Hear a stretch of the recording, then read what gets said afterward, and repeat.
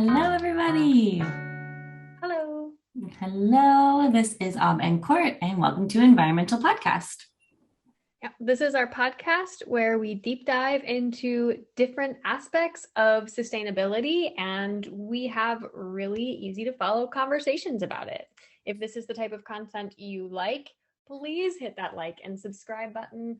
We really appreciate it. And it gives you notifications for when we have our next guest. Mm-hmm. And we are very, very excited to be joined today with Urvashi Bhatnagar, who is the author of the Sustainability Scorecard. An incredible book. Thank you so much for being here. Thank you for having me. I'm excited.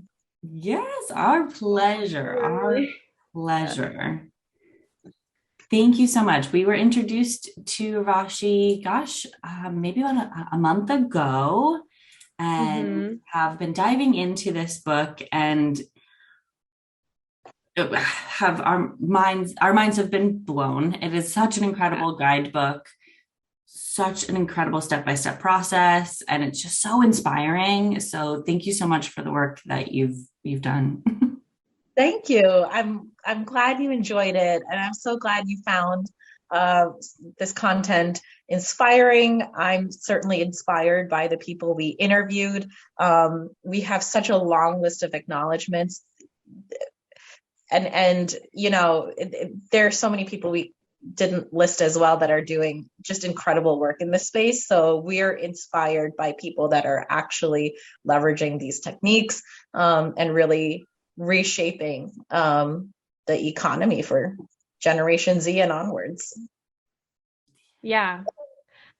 Actually, one of my favorite things I wanted to mention and sort of ask is that I really loved that the book is so focused on the next 50 to 100 years. And there's a lot of little nods to things that are very tangible and manageable. It's not information in the ether.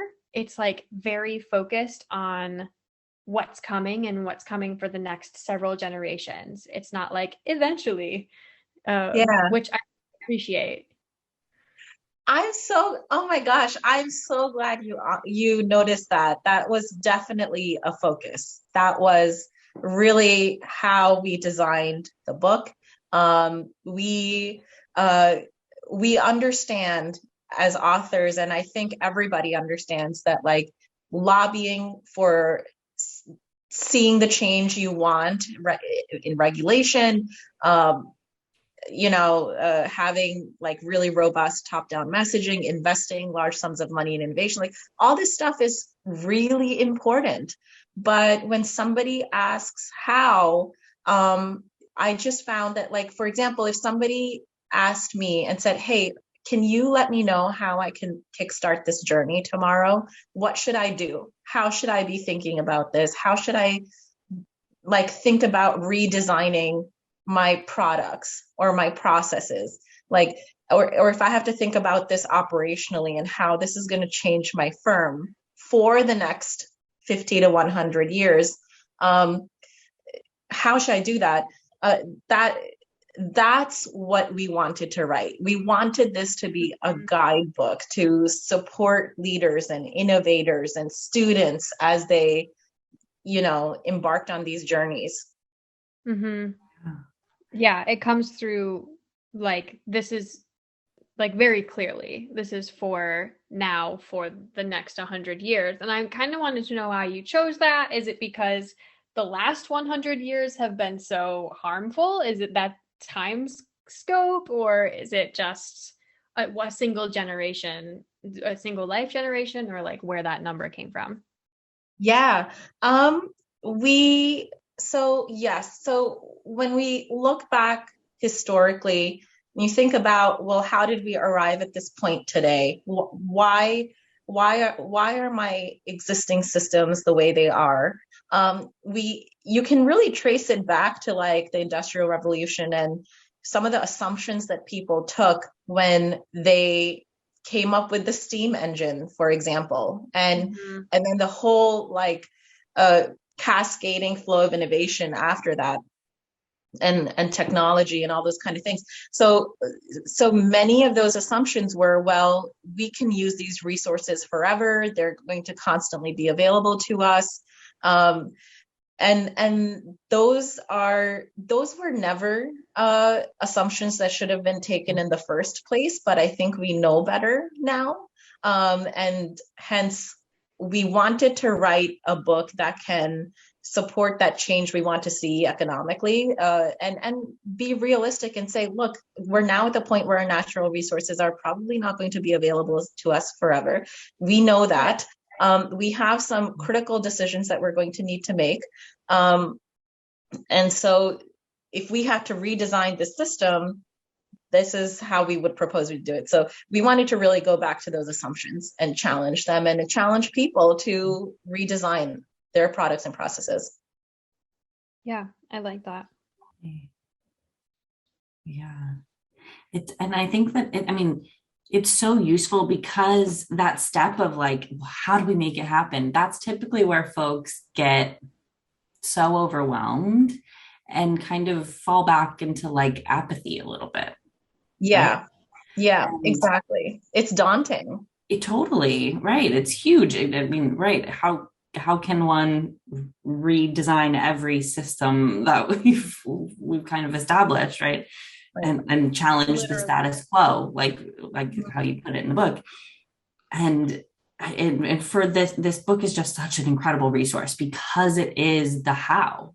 It fully fits into that piece that most folks get. That's kind of like where they get overwhelmed, I suppose. So. Yeah. And that's really, thank you for saying that. That's really a perspective we wanted to say, that we understand that this is overwhelming. This is a lot. No one person or firm can do this by themselves. And we recognize that while it would be wonderful to have a shift, like, wouldn't it be awesome if we can just go from fossil to green fuel alternatives, like within a span of a year? I mean, that would be amazing, but also that's not realistic. We have embedded systems and processes in place. And so that's why we talk about having successful pilots in areas where we can generate revenue, we can demonstrate a business case and a use case, we can inspire people by showing them that we have a success story, and those lessons learned can be then transferred to other use cases. And then we do acknowledge later on in the book also that, there's some problems or some conditions that we just might need more research on. For example, if you think about e-waste, and we spent some time talking about e-waste, for the electronics industry, that's a really, really big challenge. And, there's so many things they can do. They can mine their waste, they can develop collection strategies, they can use alternatives in certain cases, but there isn't a ready solution for like a completely sustainable fuel cell yet, and stuff like that. And there is a little bit of a longer runway for those kind of solutions. And so in those cases, we propose that they work in a collaborative manner for solutions that are, going to transform their industry, because this is not going to affect just them. It's going to affect them, their competition, and their peers. So co-investing in those kind of solutions would be wise. Absolutely. Yeah. Just thinking about the whole life cycle of what they're producing, right? Like in the last of the 4 principles for managing. Yeah, absolutely. Yeah, and the 4 principles of managing and scaling sustainability, that is a really big part of the scorecard. That's a really big part of what you're doing. And a really big part of this book. It re-mentions it a lot. So I'm wondering if you could, because people who are watching this podcast may not know anything about that. So I'm wondering if you could kind of walk us through a little and absolutely.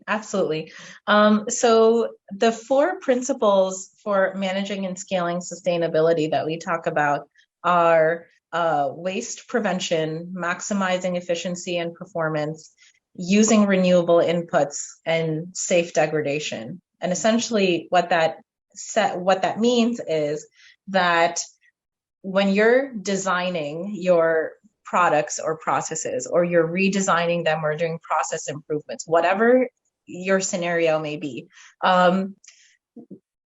waste prevention should be one of the design constraints that you consider. And why that's important is because we're saying that should be something that you upfront into your process. It shouldn't be something that you say, well, can I reduce the waste? Can I, channel it in different ways?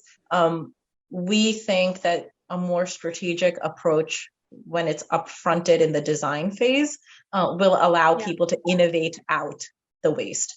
In the second principle, we talk about maximizing efficiency and performance, and this is actually really, really important in the book, and it's a common theme that runs throughout the book. We talk often about redefining performance. So there's a common myth that, if something is sustainable, you're probably, as a consumer, paying more for a product that performs worse than traditional ones. And that's quite simply just not true. There's so many products that we talk about in this book, and even otherwise, that we know that are really high performance in comparison to their peers. But what makes them stellar and go above and beyond is the fact that they are also socially good, and they are environmentally beneficial as well. So they are non-toxic to human beings, and they're benign to the environment. And that's exactly what we need people to consider when they're designing their products, but also when they're looking at products on a shelf to buy, is to think about expanding your definition of performance to say, I need this to be superior and more efficient and more effective than a traditional product. But I also don't want to slowly die as I expose myself to this every single day.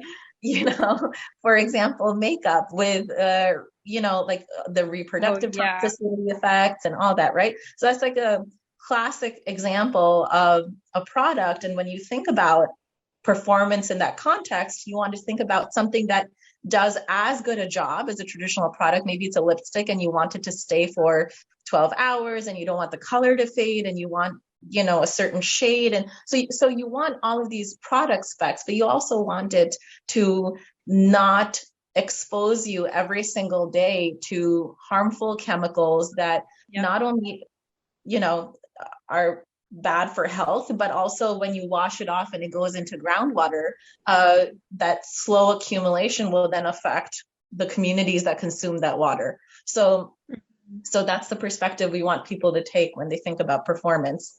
Then the third principle we talk about is using renewable inputs and seeing how they can reduce and completely design out the use of fossil. And that will certainly help scale it, because once you have a pilot or a product that is running on renewable inputs, you can then scale that. And then ensuring safe degradation. And so essentially what that means is, when you think about the complete life cycle of your product, think about the graveyard in the design phase. So when you're designing out the waste and you're preventing waste, you might come up with multiple strategies that'll work. And you might say, well, I've been able to design out absolutely everything except maybe the last 20%. That's going to unfortunately have to hit the graveyard, or maybe the entire product hits the graveyard. What do you do? And so at that point, we want you to, in the design phase, think about how you can ensure safe degradation. Is there a green alternative chemical you can use? And so there's multiple ways to address it that we get into in the book, but we really want people to start thinking about the end of life of that product and how it can degrade safely if it must. Yeah. And you're talking about both designers and like end users here, just to say that. We definitely, this is being a how book.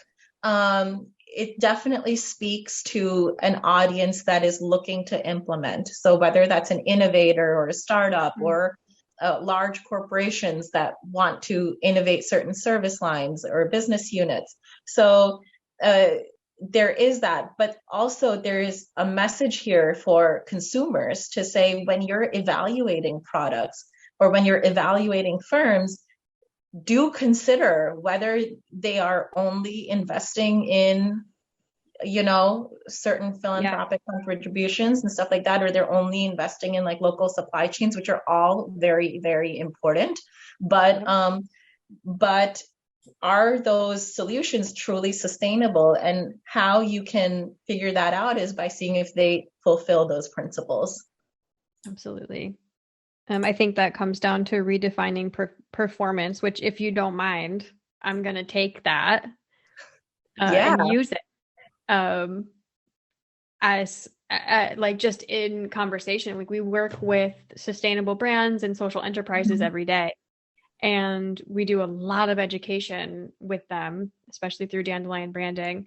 And I think the idea of adding like the inputs, adding the design and the end of life into your definition of performance is beautiful. And like, just that's I'm inspired by that by itself, in and of itself. I'm so glad. Yeah, well, that's the intent of the book. The more people that actually use this method or think about it in this way will really affect change. Great. I think so too. And throughout the book, you talk a lot about like green chemicals as a solution. That's not something I know much about. Can you talk a little bit about that? Absolutely, I'd be happy to. So my co-author is the incredible Paul Anastas, who actually started the field of green chemistry. And that's actually the science upon which this book is based. Our book is a management book because it converts his 12 principles of green chemistry that he co-wrote with his author, with John Werner. And these are really well adopted, understood, and acknowledged principles in the chemistry world. And they present incredible opportunities for industries outside chemistry, and people might benefit from them if they think about it this way. And so what we did is we actually took his 12 principles of green chemistry and converted it into the 4 principles of management. So if you had to innovate your product and process, what could you learn from green chemistry? Because chemicals are everywhere. Everything is made up of atoms that you can, everything you touch and feel is made up of atoms. And so when we talk, we do talk about chemistry a lot in this book, or rather we talk about the material inputs into products and processes. And the reason we do that is because we're leveraging that science, and we're really trying to encourage people to think about those material inputs and how those can be either replaced with alternatives or redesigned in some way or reconfigured so that you can eventually create an inherently sustainable product or process.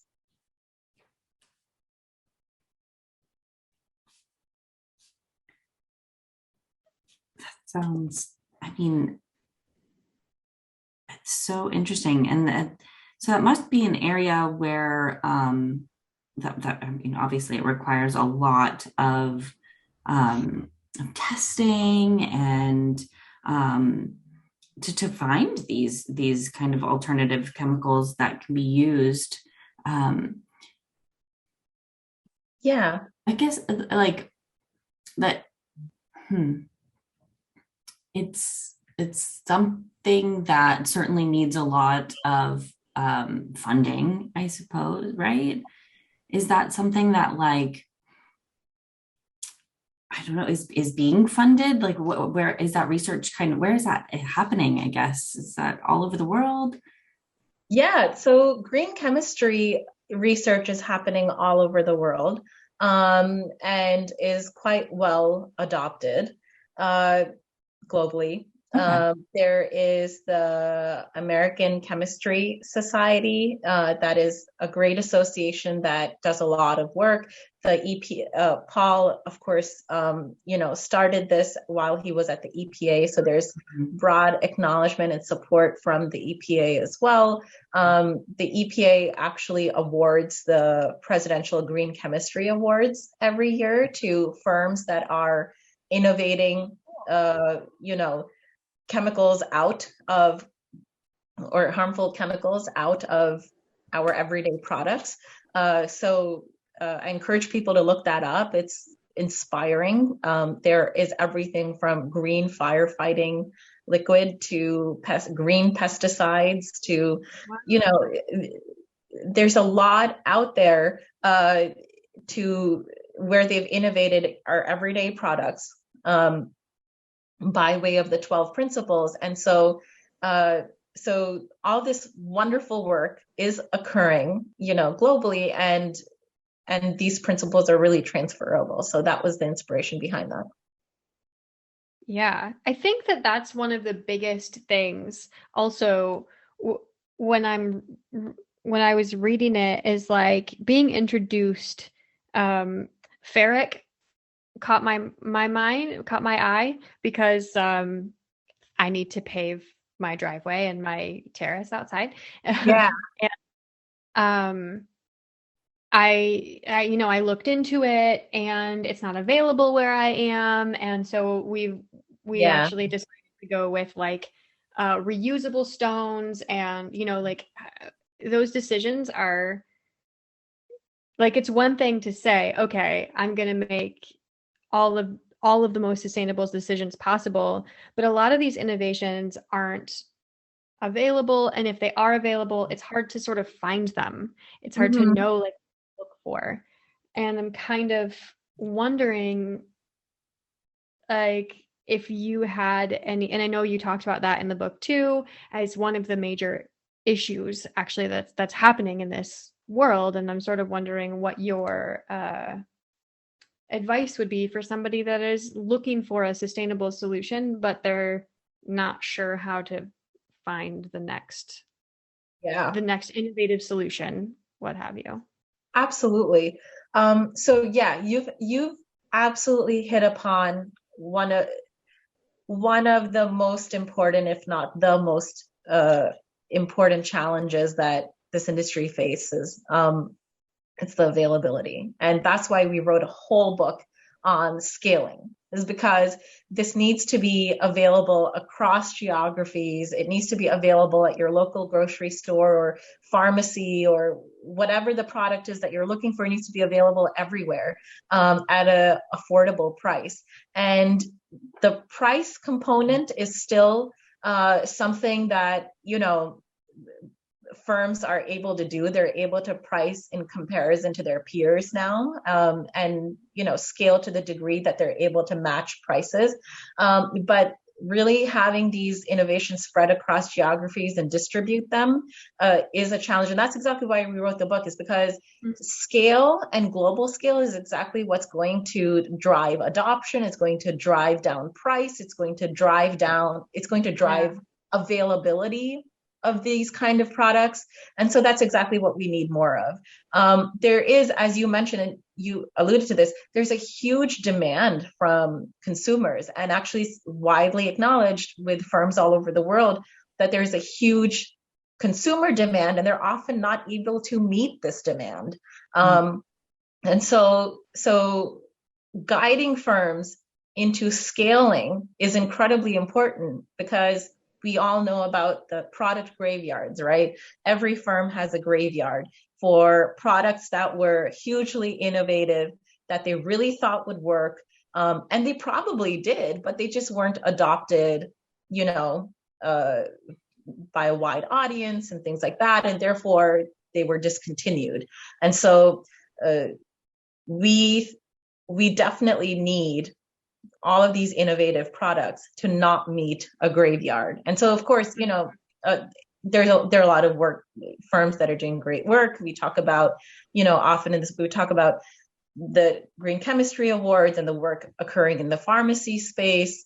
We talk about firms like P2 Science that is innovating the chemicals that go into your cosmetics. And I recently saw a press release where they were collaborating with Unilever, or a subsidiary of Unilever, which is Living Proof.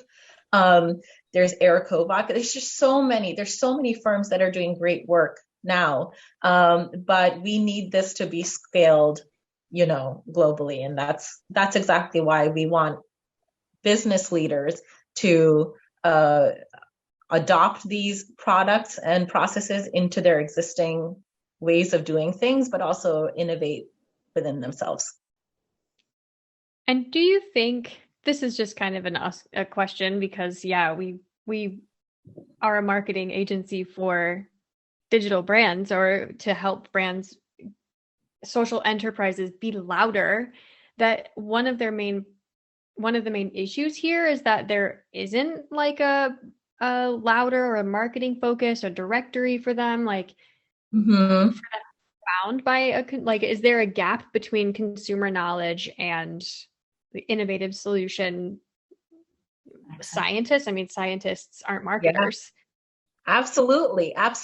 And now you're getting into the whole closed loop solution space that we talk about in the book, where we say, firms today, as much as they're trying to be innovative and they're trying to redesign the way they do things, closing the loop not only means that your supply chain and procurement and finance are all working together really, really well, but it also means that you're able to connect top-down messaging in the firm with the bottom-up action, communicate to your entire consumer base that, hey, we're committed to a change. These are the steps we are taking. These are some of the solutions that we're putting in place.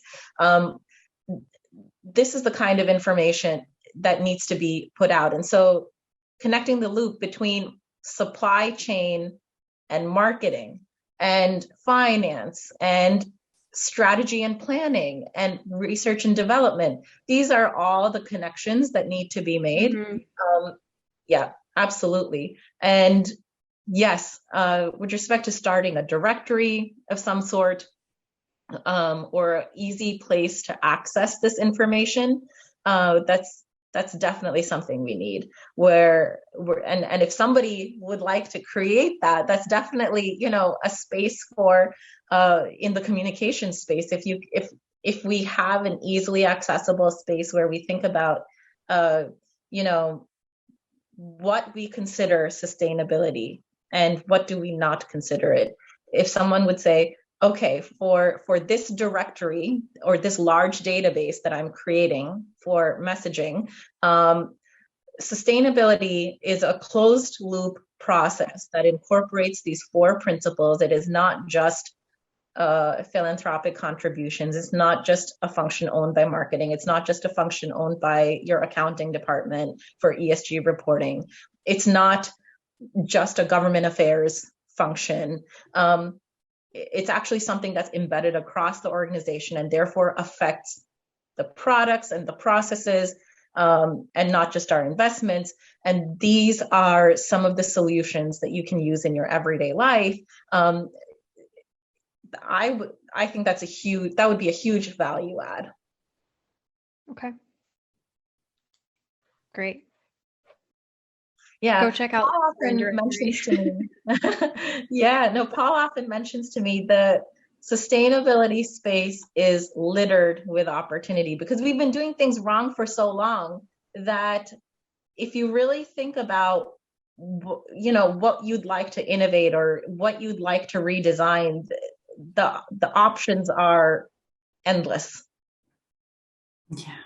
Yes. Everything, right? Yeah, exactly. And so you mentioned, wouldn't it be great if there was a directory where I could go check up on, a household cleaning solution or things like that. That would be wonderful. We absolutely need that. And there are such databases, but consumers are not going to access them. They're not going to go to a website in a chemistry association webpage and download an Excel sheet, right? These are the solutions that this needs to be translated from robust science to everyday product. And therefore scale is important, adoption is important, like all of this, and marketing is hugely important, communications, all of that. Yeah. Yeah, it's really big. And it feels really big. And I think this book and in this conversation feels like we can make it achievable. Yeah. And it's really easy to get lost in the sauce where you're just like, it's all really important. Is it ever achievable? Is it even worth it? Should I even try? Yeah. And I feel like that's my main takeaway, my main value from the book and from talking with you. And it's like, it is achievable. We just have to do it. And here's how. And it's possible. And let's keep going, Yeah, absolutely. I spoke with when I was working on this book, I spoke with a wonderful advisor who, just due to conflict of interest reasons and things like that, was only able to informally speak with me, and not, officially provide information for the book and things like that. And one of the general themes in the cosmetics industry that he touched upon was this huge consumer demand, and the fact that cosmetics firms are so focused on innovation that it is really hard for them to meet consumer demand for that next chemical, the one that's not just doing its job, but also great for your skin. But then they want it to be great for your skin, but they also want like a completely traceable supply chain so that you know where it's coming from, and you want it to be farm to table in some way, and you want, and so this innovation is so rapid that the documentation of that almost sometimes gets lost because you're so busy trying to find the next chemical and the next chemical inputs and redesign the process. And some industries will turn very quickly in the innovation space and converting innovation into something that meets the market demand. So some industries are really good at that, but then like actually communicating that to consumers and saying, this is a wonderful database where you can look at, almost like an iPhone. This was version 1, and now we have version 300, and this is how it's evolved. And so if you wanted to spend $10, you could buy version 1, but if you are willing to spend 15, you could buy like the latest version, which has designed out all of these things, and so that would be a wonderful value add to the consumer conversation too, now that you've got me thinking about it. Yeah. I think it's important for people to have trusted spaces where they can find products that are not harmful. Right. Yeah. I also think that like something we run into a lot is that the innovator is the person that should be using the language and like communicating about it, but that's often just not helpful. Yeah. Because the person that's innovating is the person that's doing the chemistry, the person that is like doing the work, like they're in it, they're doing the work, they're going to tell you about chemistry, but really what you want to know is this is less harmful than the thing you were using. This is the value, this is the benefit. Here you go. Right. And exactly. Yeah. And that's balance. Exactly it. Yeah, the balance. And so, for example, again, you're like touching back on that topic of silos and connecting every part of the organization, because research and development is obviously hugely important in every firm, but it's not. Currently, I don't know many firms that include research and development in such a way that it is a real-time thing that occurs as products are innovated. Usually there's an investment in R&D, and they might come up with new solutions and things like that, and then those solutions are then embedded in the next product rollout. It's not something that is done on a real-time basis where everybody is at the table together and continuously innovating, not only just the hardware, but also the software and also the material inputs. And so, yes, to your point, it would be amazing, and probably is the need of the hour, and a way that firms should think about it was when you're breaking down the silos within your organization to meet these sustainable development goals. You're really going to have to think about every single function that you have and how they can all play a role in putting out the messaging and redesigning the product and process. Like you mentioned, the person that's actually doing the research is so critical to the marketing and is so critical to the product developer and the designer and manufacturing. All of those pieces are so important, like every piece. And I love that you're talking about, breaking down the silos within businesses and making this interconnected web. It's like, is it a loop or is it a a spider web of things? Like, I think this has definitely given me a lot to think about. It's really cool. It's really cool. Really nice job. Yeah. I also just realized that we introduced you, but I guess it's like, how did you get into this? Like, how did you come from a healthcare background, right? What tipped you into spider webs of sustainability? Well, I was so lucky to meet Paul Anastas in business school. And he was a teacher. He was the lecturer for my sustainable innovation course. And I found the content really engaging. I saw, having been in the healthcare world for so long, I immediately saw that there were so many lessons learned and transferable, skill sets that should be adopted. As now, thankfully, and I think the healthcare community has always acknowledged this, but now there's a huge focus on health equity and social determinants of health, which is essentially to say, we know that your one-time visit or even your several visits with your doctor or your care team or anyone are not going to be the primary lever for your overall wellness, right?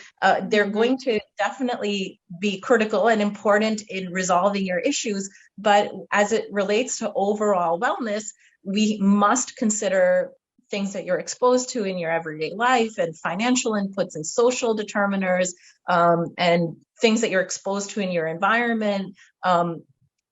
Do you have a job where you're constantly exposed to harmful chemicals and things like that? So these are all critical inputs. And previously, we would think about them in a very linear manner to say, okay, well, is there a workplace hazard here and things like that? But now going forward, we really should be thinking all of these things come under this big umbrella of sustainability. And my overall wellness is affected by the water that I drink and my surrounding environment. And innovation needs to occur in all of these spaces in order to further my wellness. So for me, this was just a really, when I started on this and when I took Paul's course, this was just a really robust business case for public health. And I really thought that we should, as healthcare providers and practitioners, healthcare systems, whether you think about a payer or provider or anything, I started viewing every firm as a healthcare firm because every firm is affecting our overall wellness. And so we cannot consider ourselves divorced. Yeah. Yeah. So we can't consider ourselves or economically divorced from our wellness, right? Everything is an input into our wellness. And so therefore, this book became really important to me. Whoa.